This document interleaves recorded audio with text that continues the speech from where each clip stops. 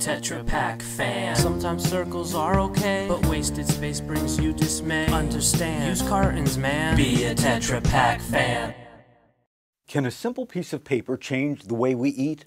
Well, it's an innovative idea and a challenge that inventor and entrepreneur Kavita Shukla took on after discovering that an age-old home recipe was a great way to keep food fresh.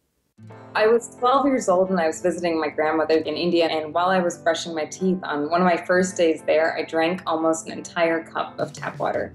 So I was really scared that I was going to get sick, and my grandma just calmly went in her kitchen and she came back with this like murky brown spiced tea that she gave me, and she said, oh, just drink this. This is like a home remedy, and I actually didn't get sick. And then when I got back home to the United States, I started a little middle school science project where I was trying to learn more about these spices. And over the years, what I actually found through these very simple experiments was that some of the spices my grandmother had used were actually really effective inhibitors of bacterial and fungal growth. One day I went to the grocery store with my mom, and I noticed that a lot of the kind of containers of strawberries that I saw had something growing at the bottom. And that gave me this idea to try dipping berries in my mixture. So I went home and I tried it. I was just amazed by the results. The strawberries that I had dipped stayed fresh for a lot longer than the ones that had been just left outside. Eventually, after many years as like this weird kid in high school, meticulously rotting fruits and vegetables in my garage, I actually developed this application. And I infused the spices into fresh paper. And so from the beginning, I really wanted to see if there was ways that we could get fresh paper into packaging, because I imagined in the developing world, it would be tremendously beneficial to farmers. But even in the food supply chain in the United States, I know that spoilage is such a big part of hunger and access to food and food deserts. All of this is really built around the fact that we're not able to efficiently distribute fresh food.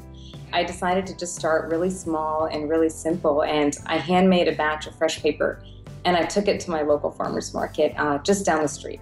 So that was how I started 3 years ago, and from there, it was incredible. We had no funding. I started with just a folding table that I borrowed and like a little over $100 in materials. Consumers are not only able to eat everything that they buy and to buy more produce, but they're actually telling us that they're able to afford eating a fresher, healthier diet simply because they're using something like fresh paper.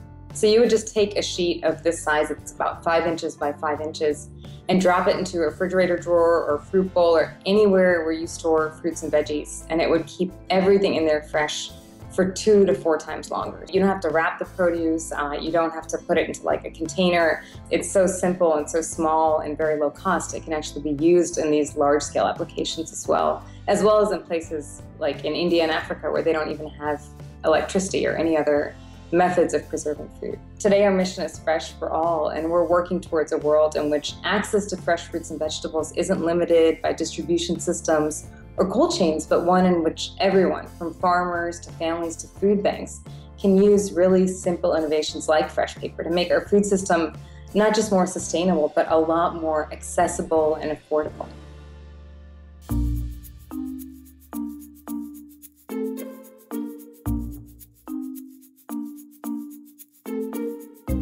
Thanks for checking out this week's innovation video, sponsored by Tetra Pak. Subscribe to the Lempert Report to watch more videos just like this.